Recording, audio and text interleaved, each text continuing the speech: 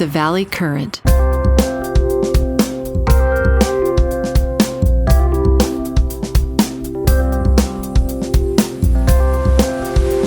Hello, Jack. Hey, Jack, you look great. Oh, thank you very much. You got Ireland behind you. I guess that's where your heart is, right? Well, for my golfer, I guess we're like a half Irish or roughly. And I had one great golf trip my whole life. There were 8 of us, and 7 of them were not tech guys. They built the valley with their hands, like the cement and gravel guy. Right. Another one. Right. They all made a fortune, by the way. Yeah. So we had 9 days in Ireland and 9 days in Scotland. Had a driver, so drinking and driving was not a problem. But it was just, and everybody, they were all pretty hardened guys, but they all just folded up like little kids when it came to golf in Ireland and Scotland, That almost looks like Stinson Beach's hill that you climb to get out of Stinson Beach. If I show you a picture of the hill you go up when you exit from the beach, you go up this hill. It almost looks identical. I'll find it and I'll send it to you. That's Ireland, though. You're along the coast of Ireland, right? Yeah. The Ring of Kerry. Right. So one of my great roommates and still really good friend for years from Santa Clara, Bob Pauli, Pauli. Mm-hmm. Very Italian chap, It would tease us over the years about, you're a phony Italian, you're more Irish than you are this. It's just kind of a running joke. And Bob's still a current mechanical engineering. A lot of this stuff they don't teach anymore, so it's just amazing. He finally did the Ancestry.com or one of them. He's more Irish than he is. He didn't know he was any Irish. He's more Irish than he is Italian. So he was criticizing you for being mostly Irish, even though you have an Italian last name.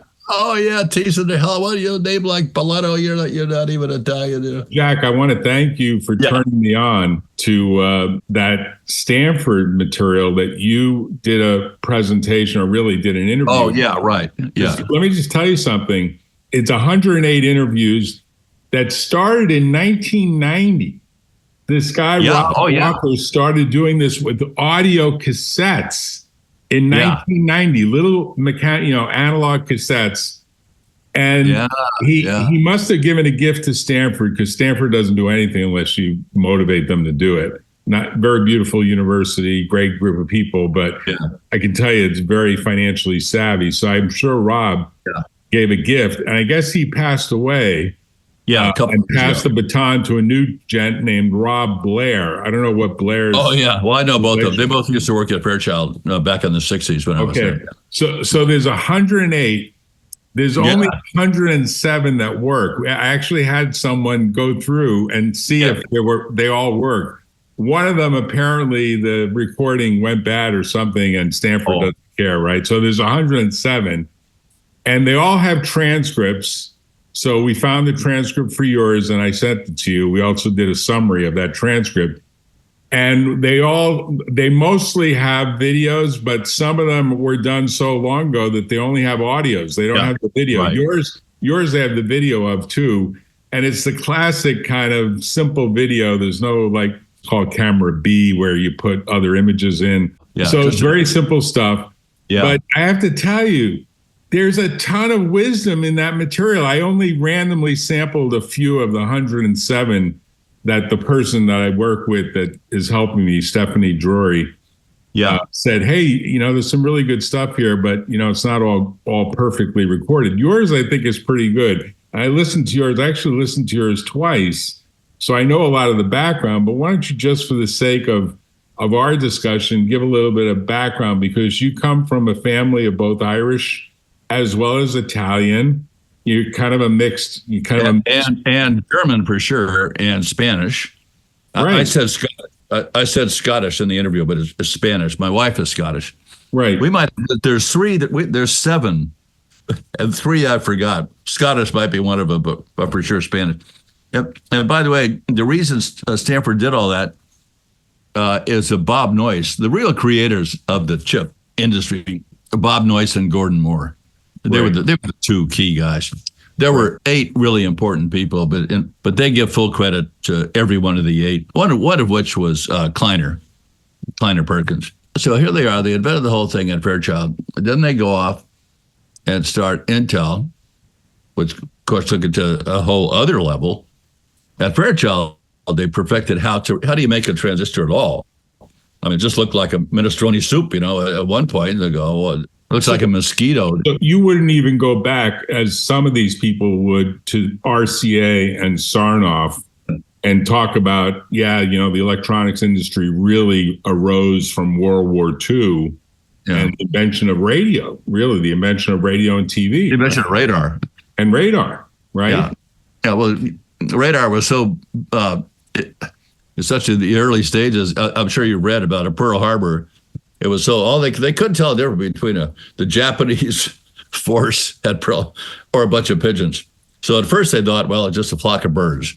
Right. So they watched the Japanese Zeros come on in and blow everything up for a while until it was too late. I mean, in a way, that was kind of a Sputnik moment. I mean, you talk about a Sputnik moment in your presentation or your interview, but in a way, I think that event was in many ways the biggest event up through, say, the Civil War. I mean, if you go through like American Revolutionary War, Civil War, War of 1912, Spanish-American War, like you go through, the attack on Pearl Harbor was an event that really changed the course of American history and changed the course of global history because of the creation of the nuclear bomb, the hydrogen bomb. And basically, that was the beginning of the Manhattan Project right then and there, right?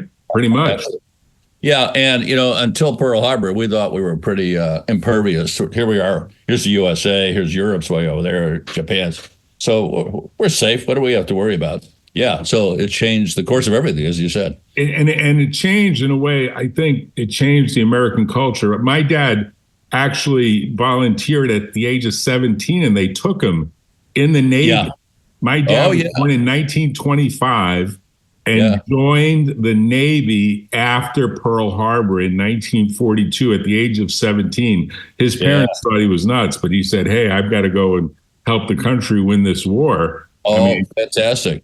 I mean, he volunteered really at an age that was inappropriate to accept volunteers, but they were taking everyone.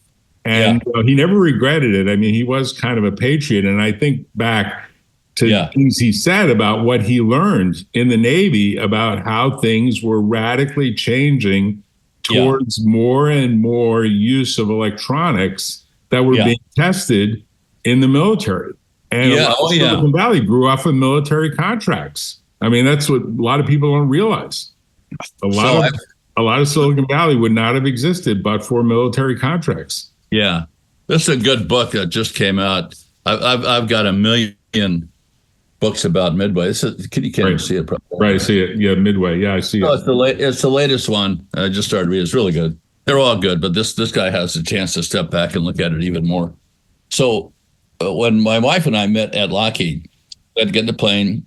We got married in 65. So this would have been in 1964. We went down to Edwards Air Force Base, where her dad lived, to meet him. And nice to meet you. I'd like to marry your daughter.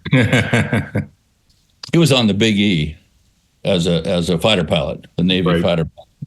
But he was her stepdad because her birth dad was also on the Big E, and they were buddies. Well, he got killed, her birth dad. Mm. The other guy came back, married the mom. They all knew each other before they went off on the Big E into the war. Right. So pretty cool story. Then he said, well, tomorrow let's have, if you're not doing anything, I'm down here to meet you. We'll go to Edwards and have lunch with Chuck Yeager. Great. Have lunch with Chuck Yeager? He says, oh, yeah, we're drinking buddies. Those guys drank their ass off. Jack, they took turns bailing each other out of jail, is the way he told me. Probably. I mean, but let me tell you an interesting story about Lockheed, because I think that was and still is kind of a powerful company. Sure. When I first started practicing, when I first left Davis, Stafford, Kelman, and Fenwick, we had started Apple Computer, Oracle, Electronic Arts. Great stories about, passing on stock that would have made us all a small fortune. Oh, yeah. When I started my own practice, when I started what now is Computer Law Group, which literally is more than 40 years ago now. Yeah. I get a call from Lockheed's general counsel, I'm literally in my garage office. I had an office in College Terrace, Palo Alto. I had the garage walled off where half of the garage was for a car and the other half of the garage was my office, right? Because I had little kids. That's what I'm doing right now. Yeah, I had little kids. Yeah. And I just didn't need to be disturbed. I had a phone line, by the way. We didn't really have cell phones. We had like a landline and a fax machine. Yeah. I get the call. I get an unsolicited call from the general counsel of Lockheed. He said, I tried to reach you at what was now then Fenwick. I think it was Fenwick, Stone, Davis, and West then. Now it's Fenwick and West.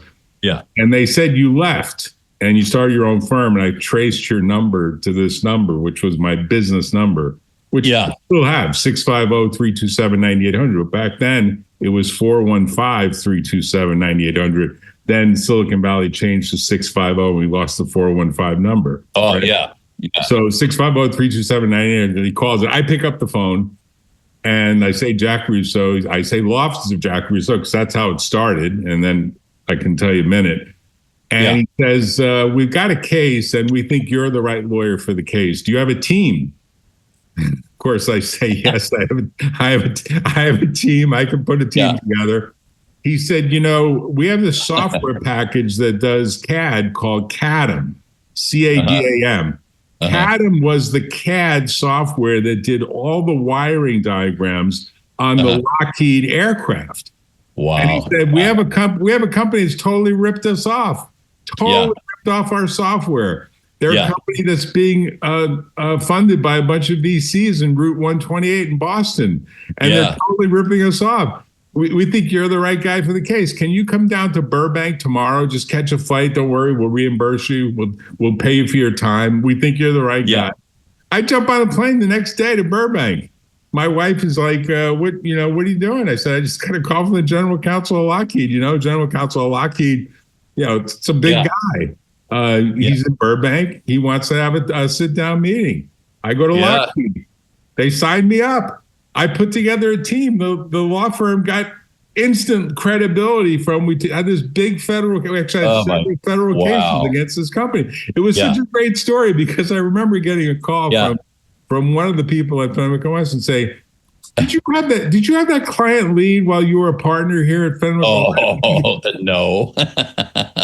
It was so funny. I said to them, I didn't even want to do this work. I'd rather do works for startups than big companies. But, you guys didn't want to take the startups I would bring in. I'd bring in all these startups that had no money. They said, did you have that before you left us? I didn't. It was like 6 months after I left. They picked up the phone comes directly to me. It was what was the name of the company, by the way, back in Boston? I'm sure you recall. There were two of them. One was called Adage, ADAGE, and the other one was called ADRA, ADRA. And the case that we filed against both was CADM was actually a separate subsidiary of Lockheed that did this software for Lockheed. Yeah. And I won that case, and I recovered a bunch of money. And the Lockheed General Counsel said to me, "This is the first case in my history of being general counsel that I've ever seen a check come into Lockheed. It's always money going out. You made us money on this case after your That surprised me, Jack. I've seen you in action, so it was so funny. I had to tell that story because as you were talking about how Lockheed played a role in your career and how important it was. I mean, Lockheed was a major, and still is, I think, sort of a major company, right? They should have hired you. I told this story about Daycom. Right. Out in Lockheed Missile's place, there was a big rectangular building we all called the Blue Cube. Right. So that's where all the antennas were stuck in there, and they're really smart guys doing all the satellite work. Right. Do all that, they had to invent or perfect data compression. So they were the experts at it. And I'm sure they brought MIT in, but that's where it was. So I don't know about that. But there's a point where I end up at Rico at that company called Daycom, data compression is what it was for. Right. And they're inventing this small fax machine about that big, facsimile. Whereas Xerox still only had the equivalent of the IBM computer, fills up a whole room. Oh, wow, this is really impressive. These guys, it was all ripped off from Lockheed. Right. The Blue Cube. Right. When the Japanese bring me in, because I was just consulting Right. The American guy it was called Savin, S-A-V-I, Savin Business Machines. Right. What he wanted to do was sell. He was an office equipment guy. So he's bankrolling this thing, blatant ripoff. He sees me. What is that? I'm the only white guy. He would get that guy out because he knew I would probably blow the whistle, or he didn't want anybody around here knowing. But that's where it came from, clearly. So that kicked off Rico, who to Japan. After that, Rico kicked Xerox all over the place and still are. But something as simple, well, it's not simple, it's hard. But a little invention like data compression better than the next guy because it wasn't new that's something we all ought to do. That did it. The whole industry go off of that, you know. Well, what we have in Silicon Valley that's a little different than the East Coast is Silicon Valley and all of California have a very tough rule that says you cannot have a non-competition agreement with an employee. And you really can't even have what some people like to call a garden leave period, where cooling off period, someone leaves, they can't immediately go to a competitor. They go like in 6 months. In the UK, they call it garden leave. In New York, on Wall Street, they call it garden leave. But, you know, the East Coast and particularly Boston, they have the potential to have non-compete. So there's kind of a regional advantage to Silicon Valley because you get people that basically often just don't get along with a founder or a C-suite member, and they think they can do it better. And often they can do it better.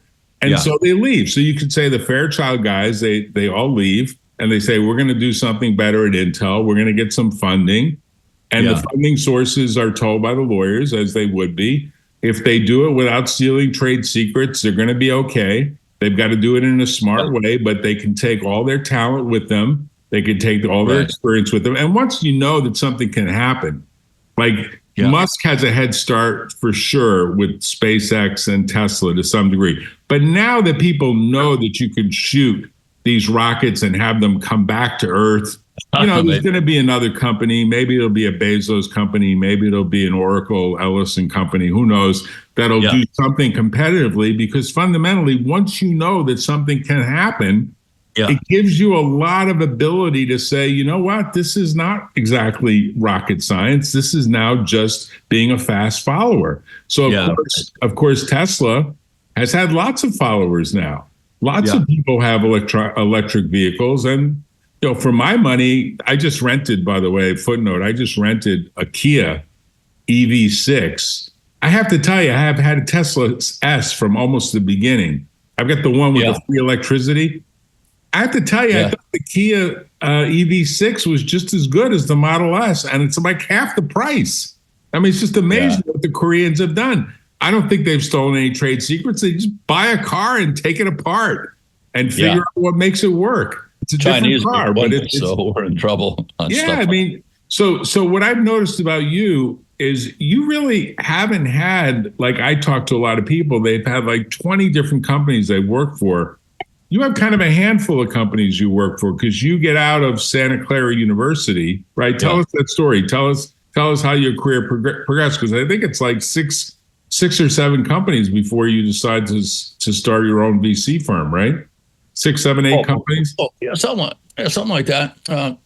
Well, of course, went to Lockheed first, fresh out of school, and I think I tell that story how a month into it, the Cuban Missile Crisis hits. It's like, holy Christ. Big event, almost as big as the attack on Pearl Harbor in many ways. Oh yeah, right? If we'd have been asleep at the wheel for another week or 2 weeks, right, it would have been too late, man. And let me drop a footnote here. Let me drop a footnote here, because I read something recently that I literally almost fell off my chair. And when you hear this, you're going to fall off your chair. And I'll send you the chapter in this book.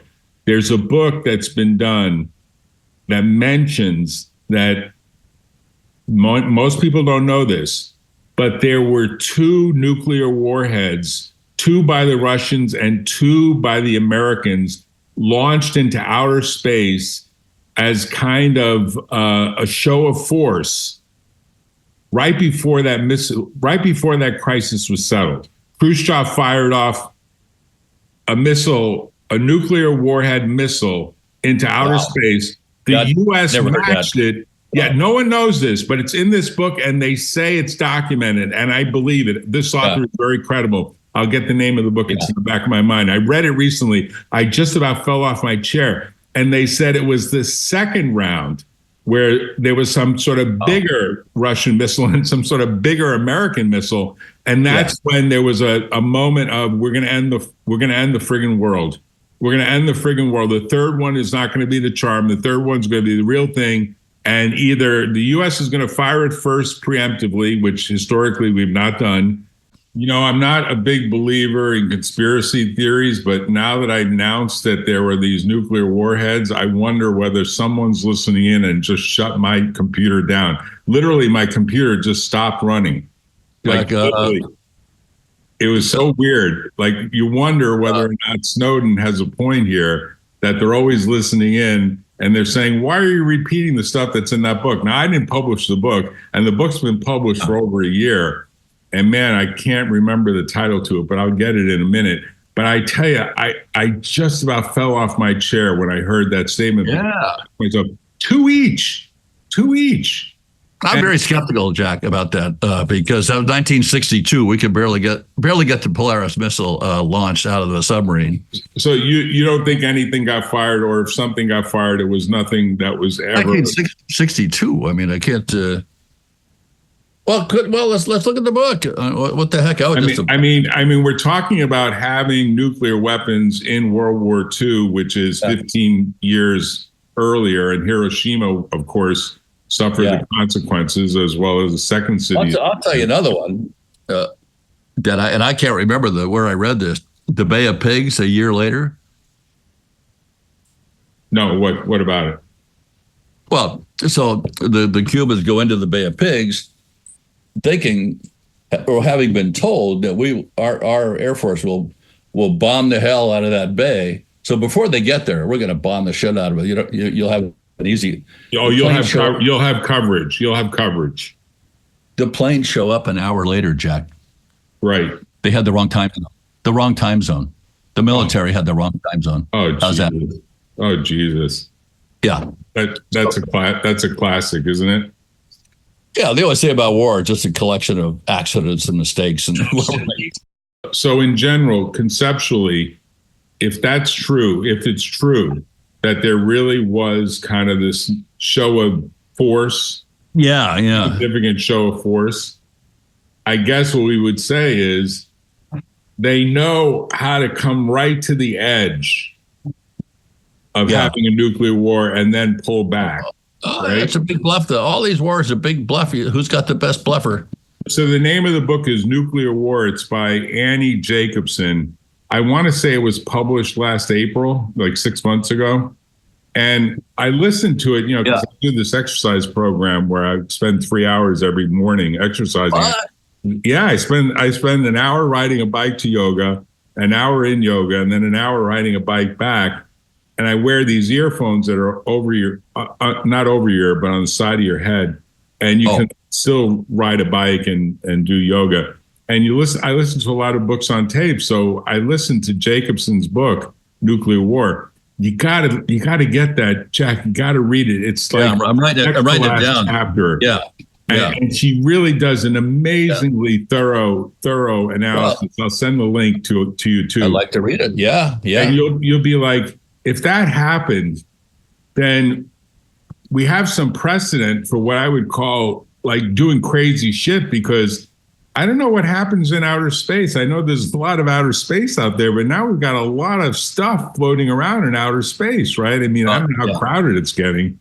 Oh, yeah. But all this military stuff has really created a valley that is operating. I mean, my way of thinking, it's operating at like 500 miles an hour on a racetrack that's not really designed to go more than maybe 250. Look at these companies and how fast they move. Yeah. And I'm just shocked comparatively.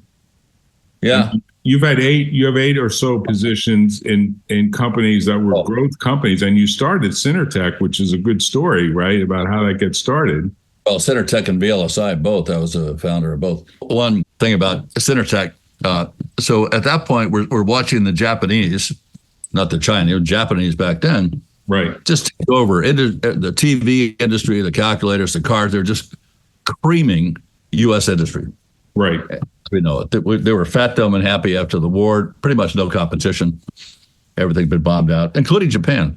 Right.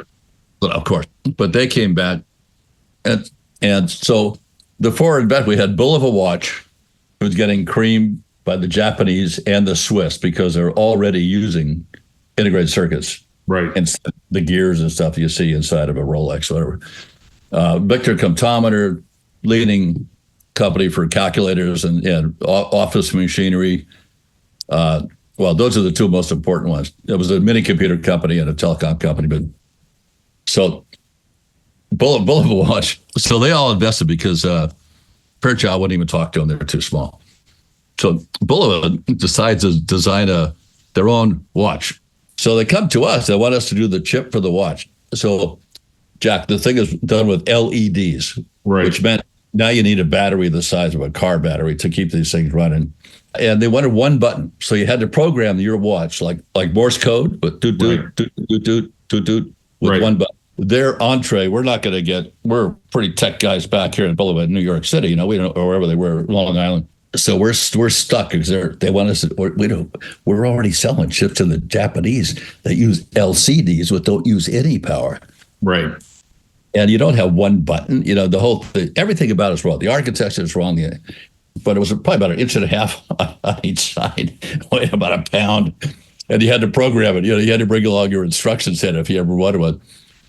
Nobody ever bought that watch. They couldn't even give away at one of their sales meetings. We heard about that later.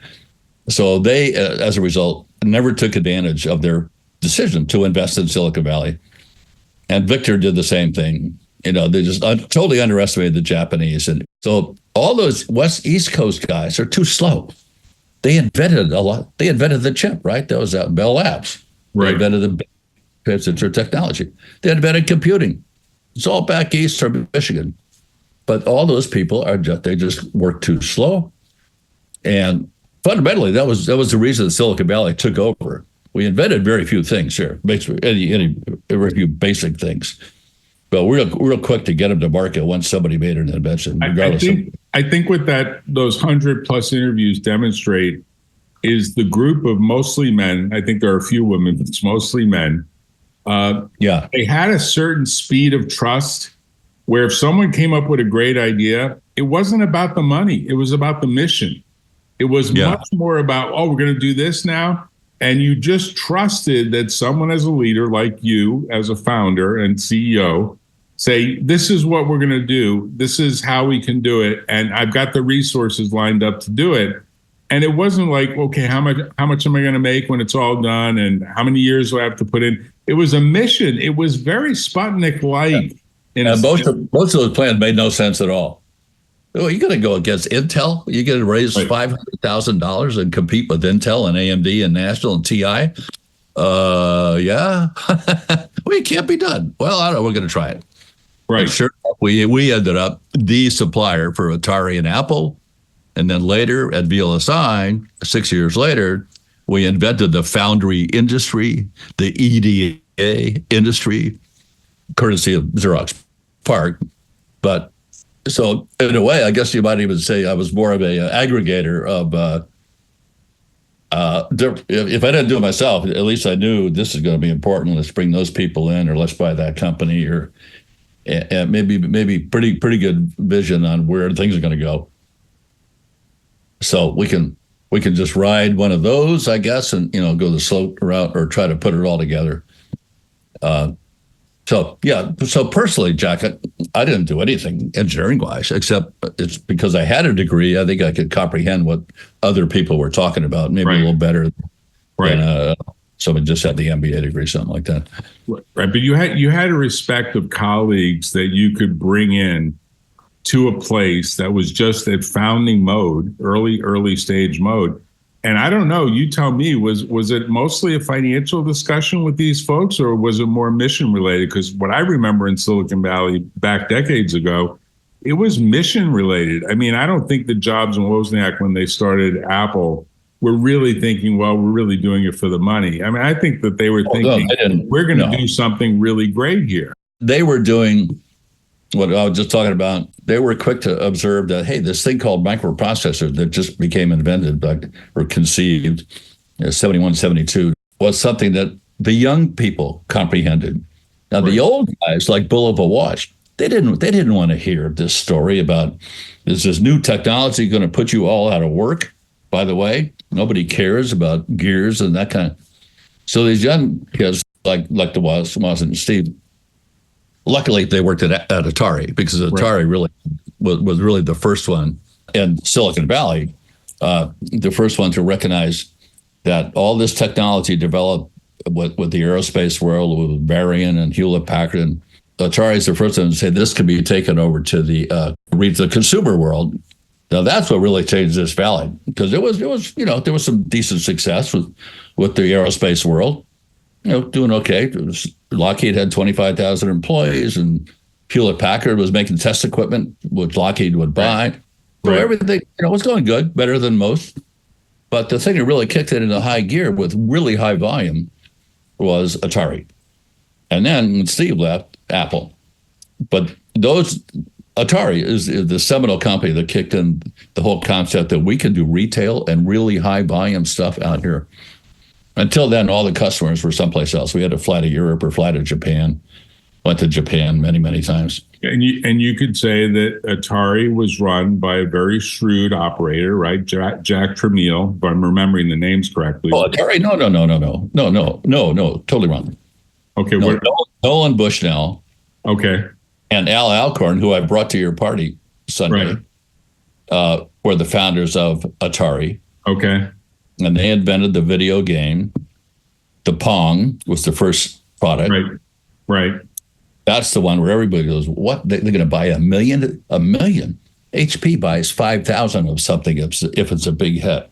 Right. And these on $1 million? Yeah, because every little kid wants to buy a Pong. That's why. So they really talk about inflection points. And then, of course, when Steve left, he worked for Alcorn. Alcorn was Steve's only boss. Okay. To get you over there to talk to, because he got more stories that are conceptually. Steve Jobs learned a lot about consumer products by working at Atari, right?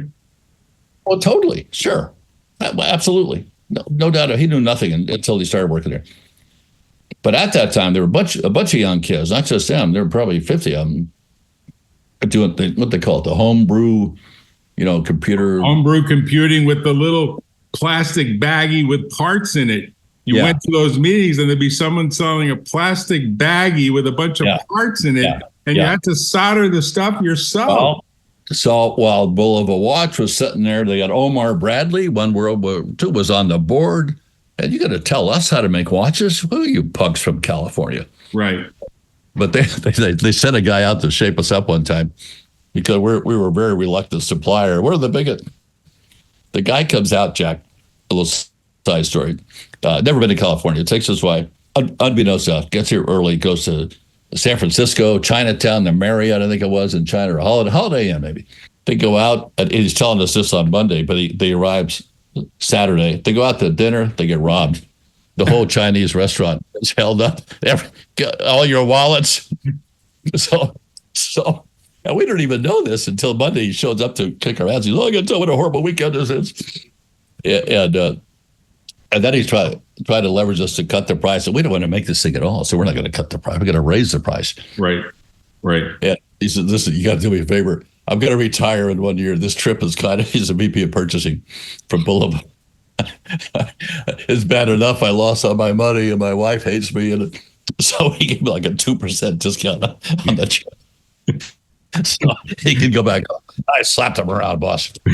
Right. And nobody. You saved him from probably getting a divorce because his wife was like, "Why'd you take me on this trip?" They would have. And that was back in the day when there wasn't much crime in San Francisco. That was back in the day when there wasn't much crime. Not much. Chinatown was known to. You got to be careful. That was known, but nothing like today. Oh, today, whenever I drive my car to San Francisco, my wife is like, "You're crazy. The car's going to get broken into." And she's right. You can't park on the street anymore. But I got to tell the story about Steve Jobs, because I think I've said it to you before, but I think it's worth weaving in here. Yeah. When Davis, Stafford, Kelman, and Fenwick, a bunch of New Yorkers, came out to California, really because Blake Stafford had gone to Stanford, and Blake just recently passed away. I did a eulogy for him. Blake was a great lawyer, and he was a brilliant guy, Princeton guy that came out to Stanford Law School, very smart guy, international tax guy, and a real estate kind of oil and gas guy as well. He had an interesting collection of expertise. And he has some really interesting clients. And so Jobs and Wozniak want to find a firm that can essentially start their business, incorporate them. Yeah. There was no legal Zoom back in those days. You went to a lawyer to incorporate. And they basically didn't want to go to Wilson Sonsini upstairs because Wilson was viewed as kind of a little bit stodgy and was not viewed as hip. And these were a bunch of New Yorkers, so maybe they'd be hip. So they come into the office. Jobs and Wozniak come into the office. I'm not there. I'm a young lawyer. The meeting is with the partner. The partner is Tim Todd. Tim Todd was a Bostonian that had come not from New York, but from Boston. He wore the suspenders and the bow tie. Oh, chubby guy. Yeah. Starched shirt, bow tie, suspenders. And, always with the suit jacket on. But you opened it up, you could see the suspenders. And always well-dressed, always extremely well-coiffed. The shirt was always perfectly starched. The bow tie was always perfectly set up. Oh, and you see these two guys come in, and of course they smell like dope. Yeah. They smell like they've been smoking marijuana. And he has a meeting with them, the initial meeting with them. I just wish this initial meeting were recorded because it would be so funny. First thing you do when you start a company is you got to ask, well, you reserve the name because getting a name can sometimes be a problem. Yeah. And of course they hadn't done anything. They operated that business, quote unquote business, the homebrew, quote unquote business as a general partnership. General partnership, there were three guys, there was a third guy that they kind of forced out. This third guy was kind of supposedly the business guy, but he couldn't get them incorporated for some reason. I don't know what. He tells a story. He's got a book or a podcast or something. But they come in and he asks, what's the name? And Jobs says, well, we really don't want a name. We want to use the symbol of an apple. Can you register just the symbol of an apple? Of course, he's confusing trademarks and logos with a corporate name, right? He's confused, right? So this guy, Tim Todd's like, no, you need a name. It's got to be something you can type on a computer. It's got to be actually registered, right? Put it on a sheet of paper. And Jobs says, well, okay, let's just go with the name Apple. And this guy was upset that Jobs wanted to call his computer company Apple.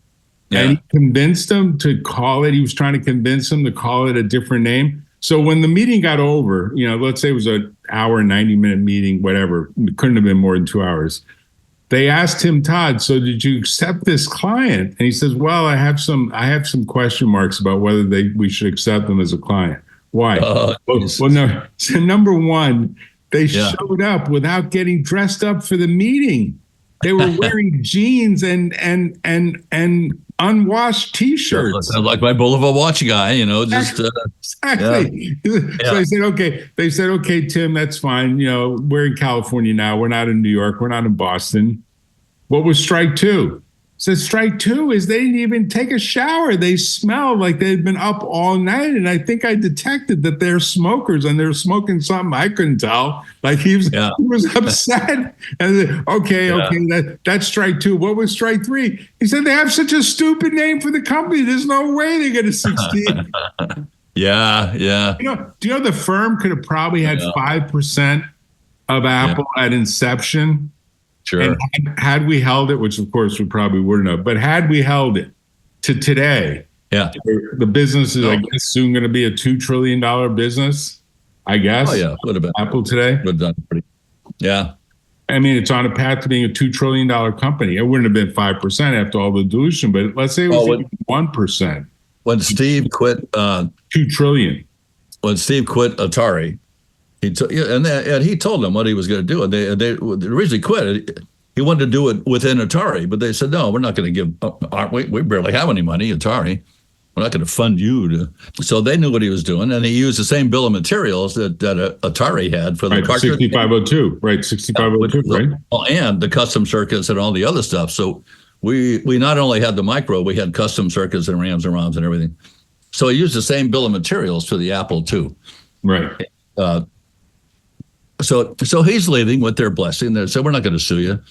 And so Steve offered Nolan Bushnell for $50,000, a third of the company for $50,000. That would be his seed cap, Right.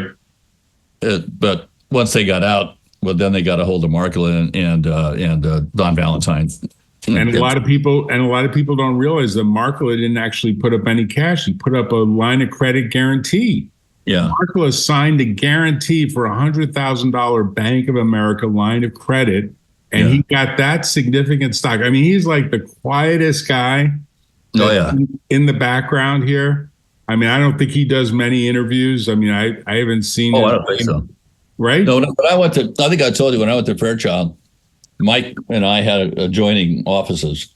Right. So I didn't get to know him really well because 6 months later, and he was doing linear. He wasn't doing digital product. He was doing analog products. Right. But he knew Noyce and all those guys who started Intel. They were already gone by the time I got there. Right. So when they got to the point where they wanted a product marketing guy, which is what I did. So they hired, where'd Mike go? He's off. He joined Intel. So, what's Intel? So, but a little bitty guy. Right. But smart, smart as a whip. Savvy guy, super savvy guy. If you think about it. He started off in aerospace too, down in LA. Mm-hmm. Craft things, something like that. So a lot of people started in the aerospace industry. That's all there was back then.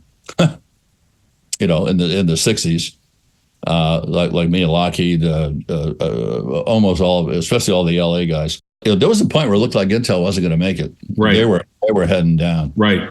People are leaving. Mike would always buy some guy's stock. You're going to leave, but you're vested, 20%. I don't know the details, but I know he did, in fact, buy out some of the guys that got panicked and left. Right. And wisely, like I view companies a little bit like marriages or like relationships. They have their peaks, they have their troughs, and the people that really hang in there, if they really can persistently hang in there, Ray Kroc, the founder of McDonald's, the food hamburger company, has this saying about persistence. Persistence is what makes the difference. Yeah. And if you really can hang in there, you can make the marriage work. You can survive. You can avoid the divorce. You can do a lot of things. And for businesses, I think it's the same thing. If the essential team can hang in there, I mean, because if you look at most corporations, there aren't many. There are some family corporations that are maybe getting to be like 400 years old, maybe even going on 500 years. But they're like Japanese beer companies, and they're businesses that really are families, and the family keeps the business going.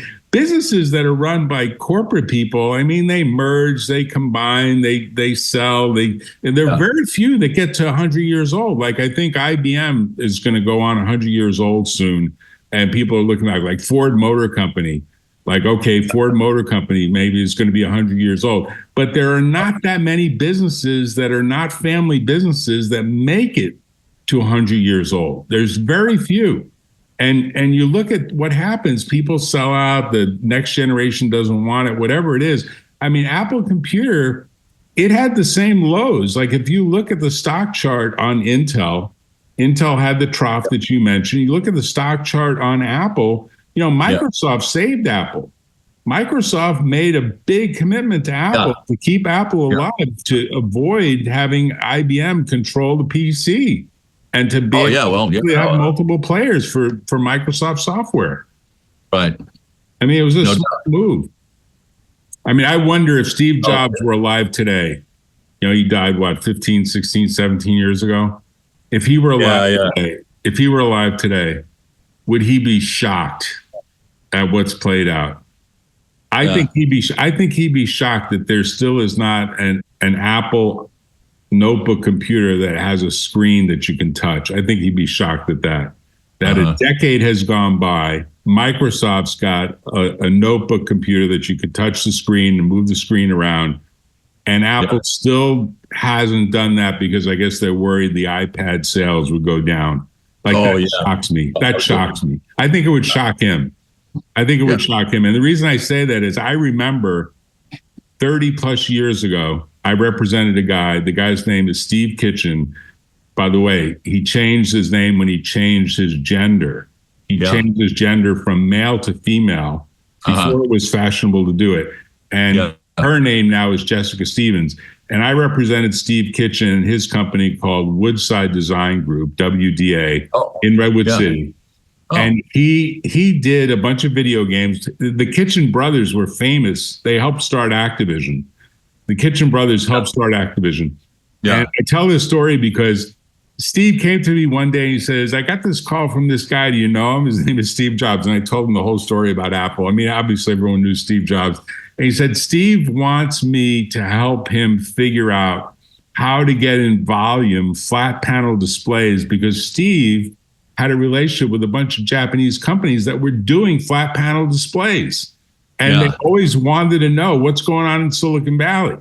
And Steve had a relationship. And so he said, Steve Kitchen said to Steve Jobs, I can help you. And according to Steve Kitchens, Jobs said, I have a vision for a notebook computer that will open like this, like a book.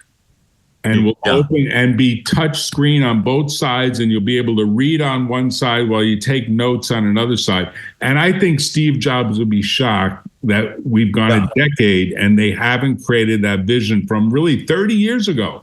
30 years ago, he had that vision. So I think if he returned today, he would be, the CEO might be, oh, bullshit, we've done great work, we're a multi-trillion-dollar company. I think if Steve Jobs, no one asked this question, if Steve Jobs returned today, would he be disappointed? I think he would be disappointed. I think he would say, it's great that you got a great iPhone company, but man, where the hell is the touch screen notebook computer with the two screens that open like this? That was my vision from 30 years ago, more than 30 years ago. I think he'd be disappointed. It's amazing. Absolutely. At least they kept going because you just have the same discussion about Bob Noyce coming back and going into Intel and seeing what the people did after him, what they did to Intel. And a lot of disappointment, right? A lot of disappointment. Full of a what scenario? We're Intel. We don't have to, what is this portable thing? Yeah, just a bunch of idiots running companies. That's the trick. I think what happens, Jack. Let me say three things and then we close. I think, and you tell me if I've got this right. Number one, the engineers are mission driven, and when they accomplish the mission, a lot of money follows. Number two, when the money follows, all of a sudden people think you have to get a bunch of MBAs and CPAs in here to manage the money because the money is gushing in. And adult supervision, Jack. Yes, we need adult. We need some people that know how to jockey spreadsheets, and we're doing other shit. So we got to get people, and the MBAs and CPAs and lawyers, number three, they friggin' take over. They take over and they say to the engineers, you can't do that. You want to do a clam shell machine? That's going to cost $10,000. No one's going to buy that. Who cares? You can't do that. You know what's going to happen to our stock next quarter if we do that? We're going to. Why do we need all these PhDs anyway? What they're doing will impact the spreadsheet for 2 years. They look at it like, are you crazy? You know how to make butter with the milk you have, and the butter is selling. You want to go into cheesecake? That's nuts. Don't do that. Don't do that. Yeah. But Bud Light found that out. No, it's serious. I mean, I'm convinced that what happens is there's like this changing of the guard. No doubt. Tim Cook is a nice guy, but he's a bean counter. I mean, I may get sued by him for defamation, but I remember Tim Cook when he was at Compaq Computer, counting up the dollars that it was going to cost to get the price of that luggable machine down by $10.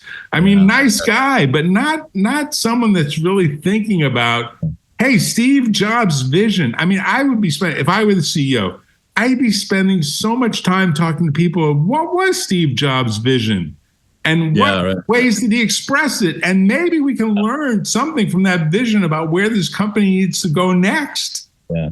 Because it ain't going to just be the next iteration of an iPhone is going to be, okay, now we'll make it open both sides, but you can't make it too big, Well, the ultimate on that example of the wrong way to do it is Boeing.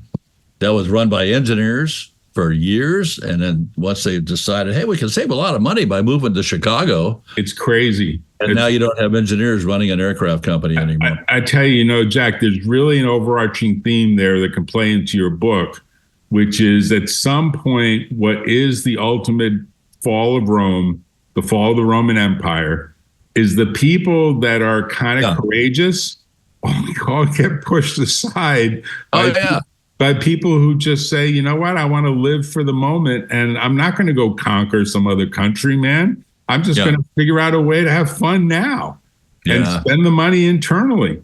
I mean, it's an interesting question because I think as a country, we actually have the same problem as a country on a countrywide basis. Absolutely. Couldn't agree more. I'll tell you a story my grandmother used to say. Yeah. A good year, a great year is a year when there's no police, that is no police events, no doctor, that is you don't have to go to a hospital, you don't see a doctor, and no lawyers, no lawyers at all. So you have to deal with lawyers. And she used to joke saying, that's a good year. And so she says, try to stay out of those three places because you know what?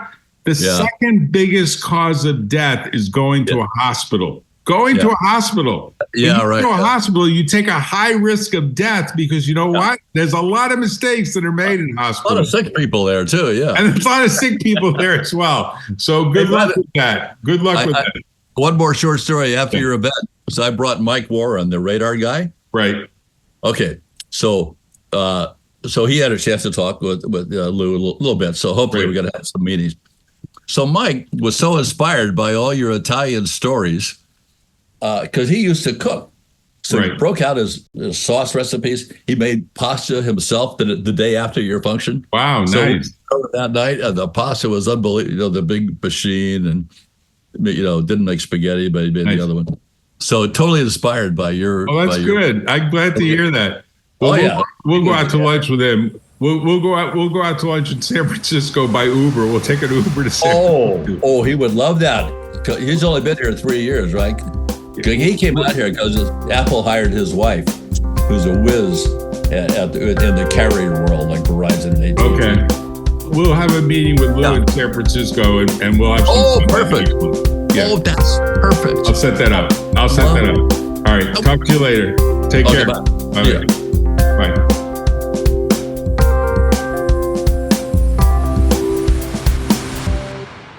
Tune in next time on The Valley Current.